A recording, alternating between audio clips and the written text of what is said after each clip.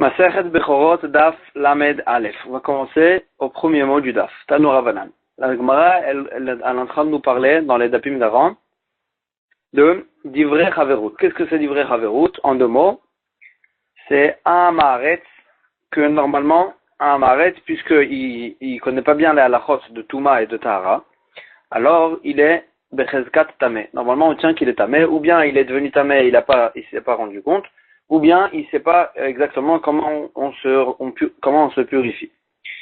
Et donc la Gemara elle a dit que normalement il est Bechezkat Tameh, sauf si il prend sur lui Divrei Chaverut. Qu'est-ce que c'est Divrei Chaverut?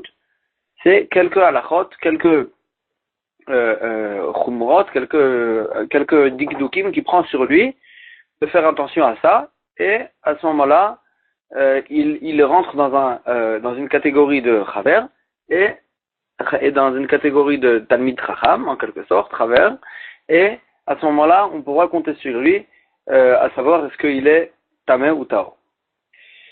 Donc maintenant, on parle de quelqu'un qui a pris sur lui c'est Divrei Chaverut en question, et la Gemara me dit comme ça, Tanu Rabanan, Vekulam shechazru bahem, en mekablim otam. Si c'est un Maaretz qui a pris sur lui Divrei Chaverut, après il est revenu sur lui, c'est-à-dire il a arrêté de faire attention à ces choses-là, alors là, même si après il veut recommencer à faire attention, et re-rentrer et reprendre sur lui Divrei Chaverut, en mekablim otam olamit, on ne peut plus le recevoir parce qu'on voit qu'il n'arrive pas à tenir. Divrei Rabbi Meir, Rabbi Yehuda Omer, Rabbi Yehuda il n'est pas d'accord, il dit ça dépend. Chazur b'matmoniot en mekablim otam. Si quand il a arrêté de faire attention à ces choses-là, il a arrêté de faire attention de façon cachée, c'est-à-dire de façon ouverte, il faisait semblant qu'il continuait, mais en fait, de façon cachée, il a arrêté de faire attention. Alors là, puisqu'on voit qu'en fait, il fait semblant, alors là, en mekablim otam, on ne peut plus compter sur lui, même si il nous dit qu'il veut reprendre sur lui. On ne sait pas, est-ce que peut-être que c'est que de façon ouverte qu'il va prendre sur lui de faire attention, mais pas vraiment, mais il va faire semblant. Mais s'il a arrêté de faire attention de façon ouverte, c'est-à-dire tout le monde voyait qu'il a arrêté de faire attention, alors là, si maintenant il veut reprendre sur lui, puisqu'on voit qu'il fait pas il fait pas semblant, alors là, s'il reprend sur lui, il va être sérieux et il va reprendre sur lui. Ikade Amre, il y en a qui disaient l'inverse. Mekablim otam. Si c'est que de façon cachée qu'il faisait pas attention, alors là, Mekablim otam, s'il prie, il veut reprendre sur lui, on l'accepte. Pourquoi? Parce qu'il avait honte, il faisait pas un grand chibul Hashem.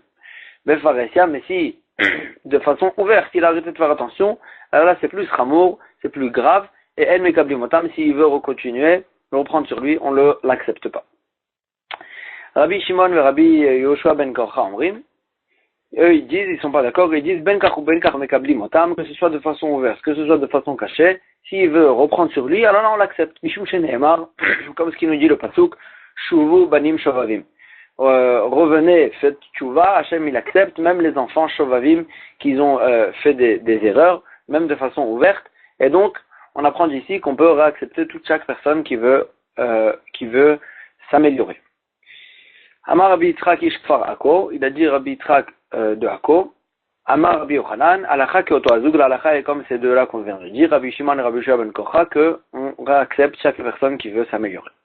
Tanu Rabanan, Barishona yomrim chaver vena asagabay dochim oto mechaveruto. Au départ, il disait, les chachamim, que s'il y avait un chaver, donc, qui a pris sur lui Divrei Chaverut, et après il est devenu responsable au nom du roi de prendre les taxes des gens, alors puisque c'est quelque chose de méprisable, dochim oto mechaveruto, on le repousse de sa chaverut, il redevient dans son statut de Hamaretz que il devient tamé. Piresh en mekablim oto, et même s'il a arrêté de prendre les taxes, alors là en mekablim oto on le réaccepte pas. Chazru lomar, après les chachamim ils ont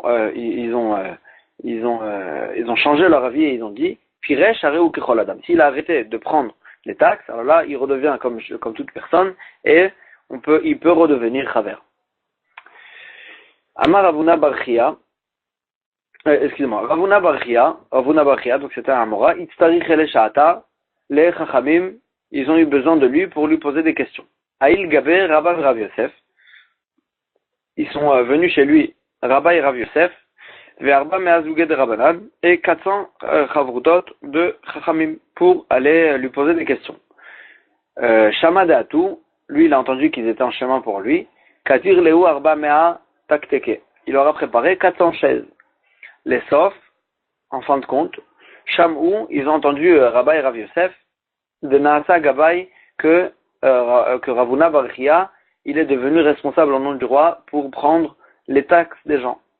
Shalchoulé, il lui a envoyé un envoyé, et pour lui dire, Zil Rechashivute, Zil Lekadmute, va à ton métier que tu as choisi pour toi et redeviens ce que tu étais. C'est-à-dire, on veut pas aller chez toi, tu es devenu celui qui prend les taxes du roi. C'est quelque chose de méprisable et on veut pas venir chez toi. Shalach Leu, il leur a envoyé un envoyé, il leur a dit, Adrebi, je reviens sur moi, j'arrête de prendre les taxes. J'arrête d'être le responsable pour prendre les taxes. Alors là, Rav Yosef lo Azal, Rabba Azal. À ce moment-là, il y a eu une différence. Rav Yosef, il a dit, même s'il arrête de prendre des taxes, moi je viens pas chez lui. Et Rabba Azal, il a dit, non, s'il a arrêté, alors là, je peux y aller. Rav Yosef il a dit, Tanina, on a écrit mes fourrages dans une braïta, Piresh, el mekablimoto, que celui qui prend les taxes, même s'il a arrêté de prendre les taxes, el mekablimoto, on la réaccepte pas dans le cadre de Chaver. Rabba il lui a dit, Tanina, et regarde la fin de cette braïta qui dit, Chazrou Lomar, qu'en fin de compte, les Chachamim, ils ont dit, Piresh, Areu Kechol Adam, que s'il a arrêté de prendre les taxes, il redevient comme toute personne, et donc, la même chose, Ravuna Barchia, une fois qu'il a arrêté de prendre les taxes, on peut aller apprendre de lui des halachot. Tanoura Banan. Kola Bechorot, Adam Roé. La Gemara, elle va nous parler du Bechor qui a eu un moum, qui a eu un défaut. Donc là, dans ce cas-là, ça dépend. Ça dépend est-ce que c'est un défaut fixe ou un défaut qui va. Ça dépend s'il y a un défaut fixe. Si c'est un défaut fixe, alors là, il devient choulin. La personne, elle peut le prendre pour lui, pour le shriter pour lui. Et si c'est un défaut qui va partir, alors là, il faudra le sacrifier ce bechor. Alors là, maintenant, qu'est-ce qui se passe? Une personne, est-ce qu'il peut juger pour soi-même? Une personne elle a un bechor qui a un défaut. Est-ce qu'il peut vérifier le défaut pour savoir est-ce que c'est un défaut fixe ou un défaut qui va passer? La question elle est, puisque la personne, en fait, elle a un intérêt, alors là, est-ce qu'elle peut juger pour soi-même? Alors la Gemara a dit, un homme il peut juger sur n'importe quel bechor, chutz michel atmo, sauf son propre bechor, il peut pas juger est-ce qu'il a un véritable défaut ou pas. D'un autre côté, veroe et kodashav, une personne elle peut juger sur ses kodashim, sur ses korbanot, est-ce qu'ils ont un défaut ou pas. La Gemara va expliquer quelle est la différence entre le bechor et les autres korbanot. Ve'et ma'aserotav, et sur ses ma'asrot, la même chose. Un homme il peut juger pour soi-même. Le maaser, on parle du maaser behema, donc est-ce qu'elle a un véritable défaut ou pas. Ve nishal alta rotav, un homme il peut juger aussi s'il a une question de Touma Vetara, est-ce que quelque chose est devenu tamé, il peut juger pour soi-même. La Gemara elle va expliquer pourquoi cette différence avec le bechor. Amarmar, kol bechorot adam roé, chutz michel atmo. Donc un homme il peut juger sur n'importe quel bechor, sauf le sien, parce qu'il a un intérêt. Bema yaskina, la Gemara elle dit de quoi on parle. Il est ma bechad, si on parle qu'il veut juger tout seul, Mimeman, est-ce que un juge, et on le croit, un juge il peut pas juger tout seul, elle a betlata, c'est sûr qu'on parle qu'il y a 3 dayanim, et donc on parle de la personne qui a un intérêt, qui veut être dayan, et à côté de lui il y a encore deux dayanim. La Gemara elle dit, s'il y a encore deux dayanim à côté de lui, ou michashide, est-ce que dans ce cas-là on craint que ce beddin en question, il a un intérêt à cause d'un des dayanim qui a un intérêt? Il y a les deux autres d'à côté qui n'ont aucun intérêt, donc eux ils vont juger de façon droite. Vatnan, comme ce qu'on a vu dans une Mishnah. Miyana o shechalta befanav, s'il y avait une yevama, donc une femme que son mari il est mort sans enfant, et qu'elle doit faire maintenant yiboum, maintenant elle peut faire chalitza. Si elle veut pas se marier avec son beau-frère, elle peut faire ou chalitza, c'est un tekes que son beau-frère il doit faire avec elle, et après elle peut se marier avec n'importe qui, ou bien Miyana, c'est une façon d'annuler le mariage qu'elle avait eu avec son frère dans certains cas. Et dans ce cas-là, et grâce à ce mioum ou à cette khalita, elle sera permis de se marier à n'importe qui qu'elle veut. Donc maintenant, la Gemara, elle dit, le Dayan devant lequel elle fait Mioun ou Khalita, il a le droit de se marier avec elle. Biana ou Shechalta Befana Visaena. Et on craint pas que, et en fait, lui, il a jugé, il lui a permis de faire Khalita, il lui a rendu kasher sa Khalita ou son Iboum, parce qu'en fait, il voulait se marier avec elle après. Pourquoi? Mais il penait chez Bedin, parce qu'il y a un Bedin, c'est pas qu'il est tout seul. Il y a encore 2 Dayanim à côté de lui. Et donc, on voit d'ici que quand il y a un Bedin, même s'il y a un de Dayanim qui a un intérêt, on ne craint pas qu'ils ont penché le din de façon penchée. Alors, Agmara dit, l'olam bechad, l'olam, on revient, chez nous aussi, on parle qu'il y avait un seul Dayan, et c'est pour ça qu'on craint. Pourtant, on avait posé la question, s'il y a un seul Dayan, de toute façon, il ne peut pas juger tout seul. Ou que comme ce qu'il a dit à Friza au nom de Rabbi Yochanan, s'il y a un Yachid, un Dayan qui est seul, mais il est spécialiste, il peut juger tout seul. Achanami Be'achid Momche, ici aussi on parle d'un Dayan qui est spécialiste, et donc normalement il aurait pu juger tout seul, mais puisque il a un intérêt, alors là il peut pas juger. Et là, quelle est la différence entre le Bechor et les autres cas qui peut juger tout seul? Vero et Kodashav, Agmara dit, il peut quand même juger au sujet des autres korbanot, est-ce qu'il y a un défaut ou pas? Deibae Michil Alayou, parce que s'il veut, il peut faire une atara sur le fait qu'il a rendu Ekdesh ces korbanot-là. Et puisqu'il peut faire une atara, alors là, si Bémet il avait un intérêt de sauver cette Béma en quelque sorte pour ne pas qu'elle aille au Misbéach, alors là, il aurait fait une atara. Il aurait évité le Ekdesh. Et donc, si maintenant il fait pas ça, alors donc ça veut dire qu'il est juste et il juge de façon droite. Ou Maaserot, la même chose pour les Maaserot, le Maaser Béma. Parce qu'en fait, si Bémet il voulait éviter le Misbéach pour cette Maaser Béma, Deibae, s'il aurait voulu éviter le Korban, de l'envoyer en tant que Korban, Shadebe Mouma Bekula Edra, il avait une autre possibilité de faire un défaut à tout le troupeau. Et dans ce cas-là, ce troupeau, il aurait été pas tour de donner Maaser Béma, et il n'aurait pas eu besoin d'envoyer cette béma au misbéach. S'il n'a pas fait ça, ça veut dire que maintenant il est droit, et il ne veut pas éviter le misbéach, et donc il va juger de façon droite. Venishal altar rotav, et la même chose, est-ce que, par exemple, il y a un aliment qu'on ne sait pas est-ce qu'il est devenu tamé ou tahor, lui, il peut juger dessus. Pourquoi? Parce que de toute façon, même s'il est devenu tamé, il peut, quand lui-même il sera tamé, quand ce dayan lui-même il sera tamé, il pourra manger cet aliment. Il pourra le manger, et donc il n'est pas une perte. Donc lui, en quelque sorte, ça lui dérange pas de dire de juger qu'il est tamé. Et donc il a aucun intérêt, et donc il peut juger sur soi-même. Et Adran Allah Khadkama Israël Chayavim, et Mazal Tov, on a terminé ce pérec là. On va commencer le nouveau pérec. Kol Psule Amukdashim. La Gemara, elle va continuer avec des kodashim qui ont eu un défaut. Des kodashim qui ont eu un défaut. Donc là, on va les racheter. Et le Ekdesh, il va profiter de ce rachat. C'est le Ekdesh qui va gagner l'argent de ce rachat. La Gemara a dit, puisque Anatam le Ekdesh, puisque c'est le Ekdesh qui en profite, alors là, on peut le vendre, on va le vendre de façon à ce que le Ekdesh, il gagne le maximum de ce rachat.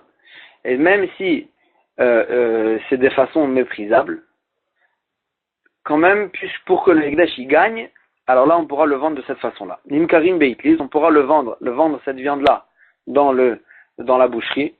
Venishratim Beitlis, et on pourra le shriter aussi dans la boucherie. Venishkalim Belitra, on pourra le peser cette viande avec un poids, que c'est des façons méprisables. Pourquoi? Parce que quand c'est dans la boucherie, alors là, ça se vend plus cher.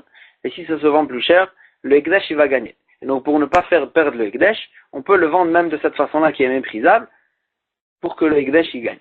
Chutz mina Bechor va Maaser, sauf le Bechor qui a eu un défaut, ou bien le Maaser Behema qui a eu un défaut, que cela, le Ekdesh, il gagne rien du rachat. Shanayatam la Baalim, c'est que le propriétaire qui gagne de ce rachat, c'est l'argent du rachat va chez le propriétaire. Et donc, dans ce cas-là, on n'aura pas le droit de le vendre dans une boucherie, ni de le shriter là-bas, ni de peser comme ce qu'on pèse toutes les behemoths de Choulin. il faudra faire une différence avec les bémotes de Choulin, on le vendra que dans une maison, et la même chose pour la Shrita, et on n'aura pas le droit de le peser, parce que, en fait, c'est des bémotes de Ekdesh, qu'on les rachète, et que même après qu'on les a rachetés, ils ont encore quelques halachot de Kedusha, et donc il faudra faire une différence avec les autres Choulin, et puisque l'Ekdesh il n'a aucun intérêt, alors là on ne les vend pas de façon méprisable. Psula Mukdashim anayatam l'Ekdesh, qui n'est pas le cas de Psula Mukdashim, des autres korbanot, que le profit du rachat il vient au Ekdesh, que là on peut les vendre même à la boucherie. Veshoklin mana keneged mana bechor, mais le bechor, c'est vrai qu'on a dit qu'on n'a pas le droit de le peser avec un poids, mais si on a un morceau de viande qu'on a pesé et qu'on sait qu'il pèse 1 kilo par exemple, on peut le mettre de l'autre côté de la balance pour peser le bechor, parce que en fait on voit qu'on a fait une différence avec le choulin. Le choulin normalement on le pèse avec un poids normal, et ça on le pèse avec un poids de viande, et puisqu'on a différencié ça du choulin, on a le droit de le peser de cette façon. Kol psula mukdashim, la Gemara nous dit, anatam la Ekdesh, c'est le Ekdesh qui gagne de ce rachat. Et mat, la Gemara dit de quoi on parle? De quand on parle? Il est malé achar pidionam, si on parle une fois qu'on a déjà racheté la BMA, anatam la Ekdesh, anatam la Baalim, est-ce que c'est une fois qu'on a déjà racheté la BMA, le Ekdesh il a déjà reçu l'argent du rachat, maintenant quand le propriétaire il vient le vendre, c'est le propriétaire qui gagne, c'est le propriétaire qui va prendre l'argent de cette vente. Et donc pourquoi tu dis que c'est le Ekdesh qui profite? Et là, l'ifne pidionam, seulement on parle avant qu'on les a rachetés, avant qu'on a racheté cette BMA, et en fait on rachète cette BMA en la vendant. Et donc puisqu'on la rachète en la vendant, la Gemara a dit si c'est comme ça, nishratim, est-ce qu'on a le droit de la shriter avant qu'on l'ait racheté? Pourtant, le Kohen, pour faire le rachat, il a besoin de tenir que la béma elle se tienne devant lui pour qu'il l'évalue. Et donc, si la béma on l'a shrité, elle peut pas se tenir devant le Kohen. Et puisqu'elle peut pas se tenir devant le Kohen, on peut pas la racheter. Et donc, comment tu peux dire qu'on parle avant le rachat? Donc, je comprends d'après celui qui pense que les korbanot du Mizbeach n'ont pas cette halakha qu'il faut qu'ils se tiennent devant le Kohen pour l'évaluer. Donc là, je comprends que on parle avant qu'on ait fait le rachat, et on peut quand même faire la shrita avant de faire le rachat. Et là, le manda amar, mais celui qui pense que même les korbanot, ils étaient dans cette halakha qu'il fallait qu'ils se tiennent devant le Kohen pour qu'il l'évalue, maïka le memar. Comment tu peux expliquer chez nous qu'on parle avant le pidyon, avant le rachat, et quand même on peut le faire la shrita. Pourtant on pourra plus l'évaluer. Et là le olam seulement Gemara a dit bemet lachar pidyon. On parle une fois qu'on l'a déjà racheté. À ce moment-là on veut la vendre. Sur ça on avait posé la question. Ou mayana atan la Ekdesh. Qu'est-ce que ça veut dire que c'est le Ekdesh qui en profite? Le Ekdesh il profite rien de cette viande, de cette vente, parce qu'on l'a déjà racheté. L'argent du rachat est déjà parti au Ekdesh. L'argent de la vente qu'on va faire maintenant va venir chez le propriétaire, pas chez le Ekdesh. Alors, la Gemara dit Ademeikara, ça se rapporte sur ce qu'on a déjà fait, sur le pidyon qu'on a déjà fait. Mais Kevan de Sharel ou Ma'ar, Nimkarim Beitiz Venishchatim Beitiz Venishkalim Belitra, puisque toi le Tana tu me permets à cette personne de vendre cette viande après le rachat, de la vendre dans la boucherie, et de la shriter dans la boucherie, et de la peser avec un poids normal. Alors puisque la personne elle sait qu'une fois qu'il va racheter cette BMA, il pourra la vendre, il pourra bien la vendre la viande, donc il sait qu'il va gagner de l'argent, il va pas perdre. Alors là, tfé ou pariklou. Quand il va racheter cette BMA, il va rajouter de l'argent pour le Ekdesh. Il va pas racheter de façon exacte, il va rajouter de l'argent pour le Ekdesh parce qu'il sait que il pourra bien la vendre par la suite, et donc il va rajouter donc sur le Ekdesh en fait que de façon c'est le Ekdesh en fait qui gagne en fait du fait qu'on peut bien vendre cette de façon indirecte. Le Ekdesh il gagne du fait qu'on peut bien vendre cette viande. Chutsin la Bechor mina Maaser, Shanayatam la Baalmi, la Mishnah avait dit que le Bechor, le Maaser, que le Ekdesh, il profite rien, c'est le propriétaire qui les rachète, et donc dans ce cas-là, on ne peut pas les vendre de façon normale, il faudra les vendre dans une maison. Alors, comment elle a dit, Bishlama Bechor, le Bechor, je comprends, Beitlis ou de l'Omis Devan, parce qu'on n'a pas le droit de le vendre dans la boucherie, mais on peut le vendre dans une maison. Et là, que là, il y a une différence avec la façon normale de vendre des bémots de choulin. Donc, puisqu'on a fait une différence, on peut le vendre. Et là, mais le maaser béma, bébeité, mimis devan, est-ce que, tu as dit, on n'a pas le droit de le vendre dans la boucherie, mais est-ce qu'à la maison aussi, on a le droit de le vendre? Vatania. Pourtant, on a vu dans une braïta qu'on n'a pas le droit de vendre du tout le maaser béma. La braïta nous dit comme ça. Bebechor nema, au sujet du bechor, il y a écrit lotivde, on n'a pas le droit de racheter. Venim karchai. Et on sait très bien que quand il est encore vivant, le bechor, et il est arrivé chez le Kohen il peut le vendre. Bemaaser neemar, et au sujet du maaser, il y a écrit loïgael. Il n'y a pas écrit le lachon de lotifde, il y a écrit le langage de loïgael. Loïgael, on a appris autre part dans la Torah que loïgael, ça veut dire qu'on n'a pas le droit du tout de le vendre, dans aucun cas. Venonimkav, lochai velo shachut, on n'a pas le droit de le vendre ni quand il est vivant, le maaser bema, ou ni quand il est, ni après qu'on a fait la shrita, lotam velo balmum, ni quand on a, ni s'il a aucun défaut, ou bien même quand il a un défaut, on n'a pas le droit de le vendre. Et donc, on voit d'ici qu'on n'a pas le droit de le vendre du tout. Donc pourquoi tu dis dans la Mishnah qu'on n'a pas le droit de vendre dans la boucherie? Même à la maison, on n'a pas le droit de le vendre. Ah, Milta, la Gemara, elle dit, cette chose-là, il cache y aller de Rav Sheshet Beurta. Rav Sheshet, il a eu cette question le soir. Veshania Bekad Mutam Ibraïta, et il a répondu tôt le matin cette question, Mibraïta, grâce à une Braïta que la Gemara va citer par la suite. Et la réponse, elle était qu'on parlait de Bema Aser Bema Shel Yetomi Maskinan, on parlait du Maaser Bema des orphelins, ou Mishum Hashavat Aveda, et qu'on leur a permis de vendre. C'est vrai que normalement on n'a pas le droit de vendre le Maaser Bema dans aucun cas. Mais puisqu'on parlait du Maaser Bema des orphelins, que là, Mishum Hashavat Aveda, pour ne pas qu'ils aient une perte, les orphelins, on leur a permis, Nagouba, on leur a permis de vendre cette viande une fois qu'on l'a rachetée. La Gemara va ramener par la suite la Braïta qui nous permet de vendre le Maaser Bema des orphelins. Entre-temps, la Gemara, elle ramène une anecdote sur cette réponse que Rav Sheshet il a donnée.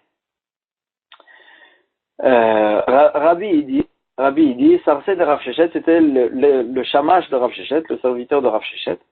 Ava Shama Mine, il a entendu cette réponse, pardon, de Rav Sheshet. Azal Amra Bemidrasha, il est parti, quand il a entendu cette réponse, il a aimé, il est parti au Beth Midrash et il a dit cette réponse de Rav Sheshet. Velo Amra Mishme, mais il n'a pas dit cette réponse au nom de Rav Sheshet. Shama Rav Sheshet il a entendu qu'il a dit cette réponse, mais il n'a pas dit que c'était Rav Sheshet lui-même qui avait trouvé cette réponse. Ikpad, il a été makpid sur lui.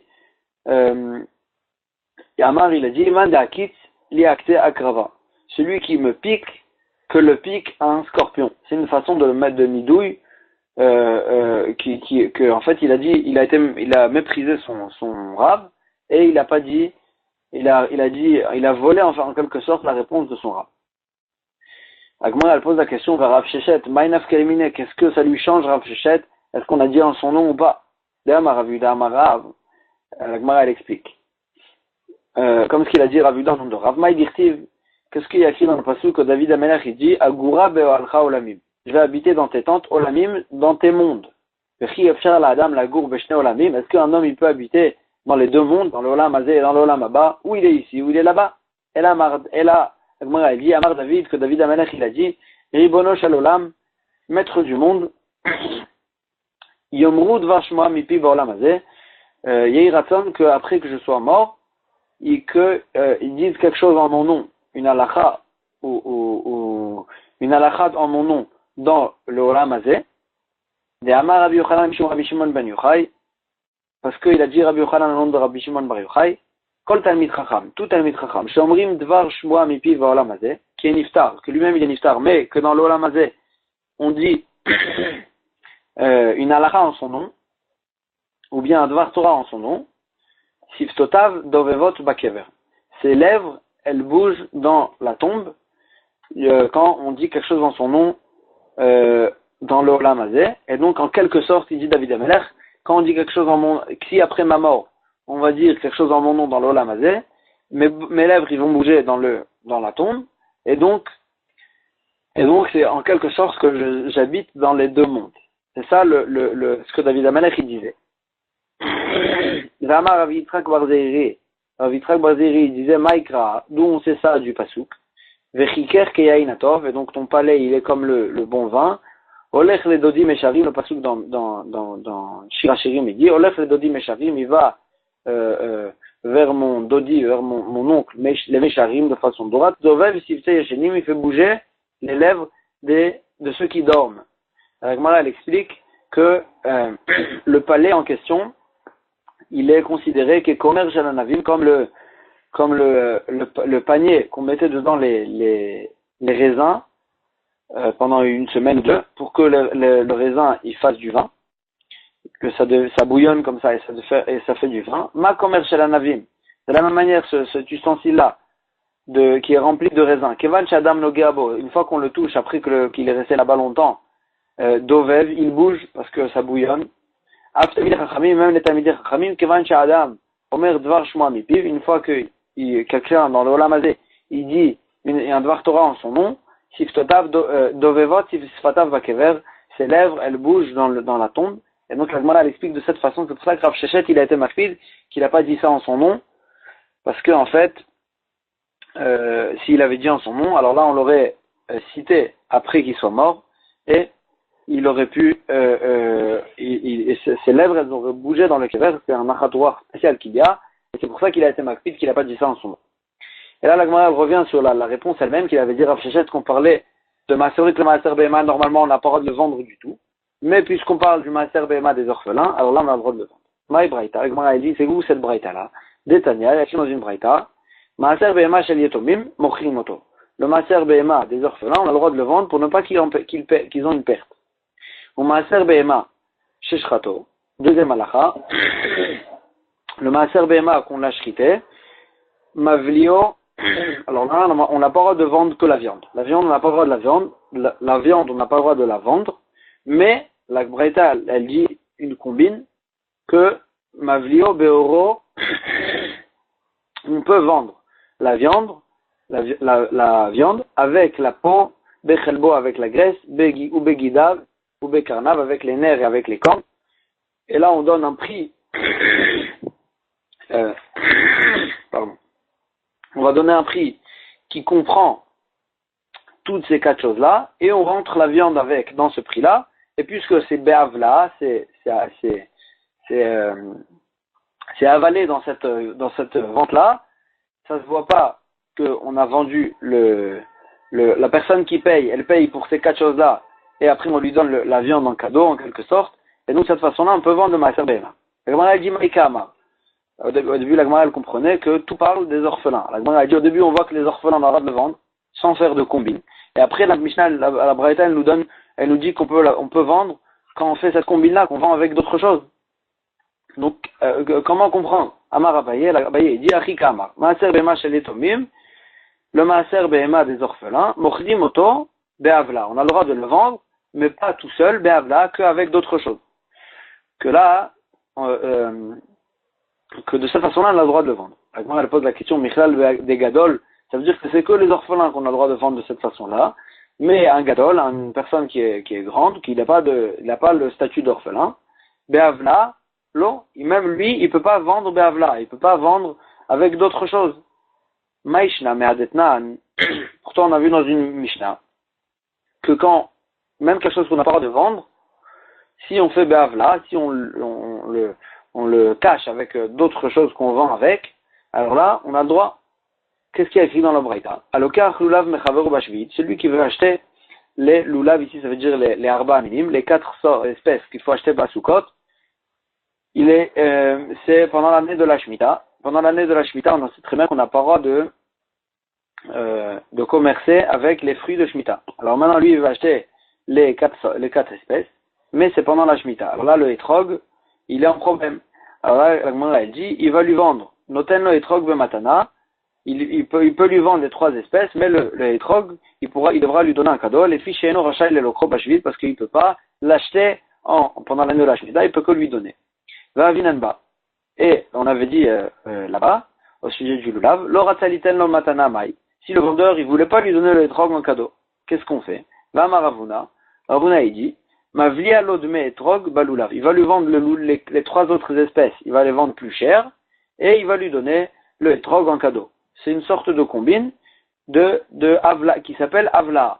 Il va lui vendre les autres choses plus chères et il va lui donner le hétrog en cadeau. Alors moi, elle dit, donc là-bas, on voit que Avla, ça marche. Pour quelque chose qu'on n'a pas le droit de vendre, on peut faire Avla. Donc, la même chose chez nous aussi. Le Maaser Behema. Pourquoi tu permets que aux orphelins de faire la Avla? Même un gadol, il aurait dû pouvoir vendre la graisse et les nerfs et les cornes, etc., plus cher, et lui donner en quelque sorte la viande en cadeau. Parce que Avla, ça marche. Avec moi, elle dit, il y a une différence entre les quatre espèces et la viande chez nous. Atam lo mukhamilta. Là-bas, c'est pas flagrant que c'est une combine. Parce que le hétrog, il n'est pas tellement cher par rapport aux trois autres espèces. Et donc, le prix, il n'a pas tellement changé. Acham mukhamilta. Mais ici, quand tu mets la viande, quand tu vends les cornes avec les nerfs, etc., le prix, il est très bas. Et quand on rajoute la viande, le prix, il est censé augmenter de beaucoup. Et donc, c'est flagrant que quand il a augmenté le prix, c'est parce qu'il lui vend la viande avec, et donc, c'est pour ça que là-bas, c'est interdit. C'est flagrant que c'est une combine, et donc, c'est interdit. Amarava. Rava, il dit, si c'est ça l'explication de la Braïta, que même les orphelins, on a le droit de vendre que de cette façon-là. Imken Maaser Behema, Résimner la Mali. Pourquoi la Braïta, elle sépare ces deux halachot, et elle dit deux fois le titre qui est le Maaser Behema. Et là, Marava, il dit, c'est deux halachot complètement différentes. Achikama. Maaser Behema chez les Tomim Mochrim Moto Kedarko. Le Maaser Behema des orphelins, on a le droit de le vendre normalement, sans faire de combine. Le Maaser Behema des Gadol, et le Maaser Behema d'une personne grande qui n'a pas le statut d'orphelin.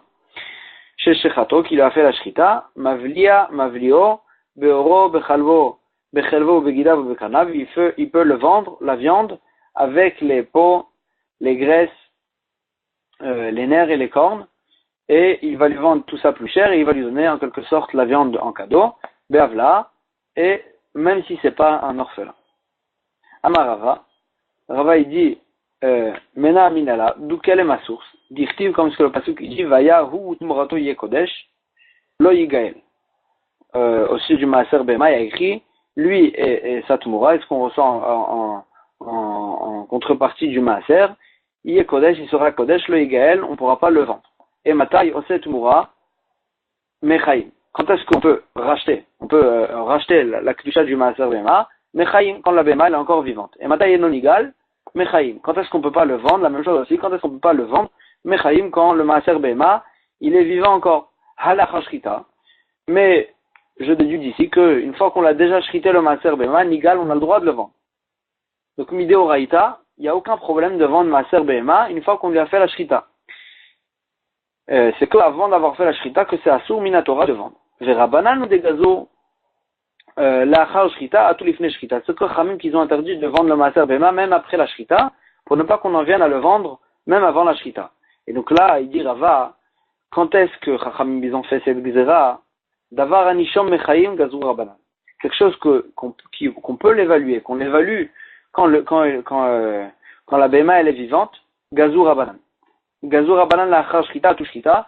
Dans ce cas-là, puisque en fait c'est quelque chose qui peut être évalué avant la shrita, que là c'était asur minatora. Alors là, Chachamim ils ont dit cette chose-là, même après la shrita, on n'a pas le droit de le vendre parce que